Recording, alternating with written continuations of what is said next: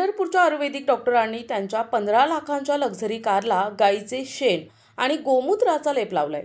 सध्या तापमान 40 अंश सेल्सिअस पर्यंत पोहोचले। त्यामुळे हा अनोखा उपाय केल्याचं डॉक्टरांचं म्हणणं आहे। या लेपामुळे कारचं तापमान निम्म्याहून कमी झालं असल्याचा दावा त्यांनी केलाय। त्यांच्या या जुगाडाची सोशल मीडियावर चर्चा रंगली आहे।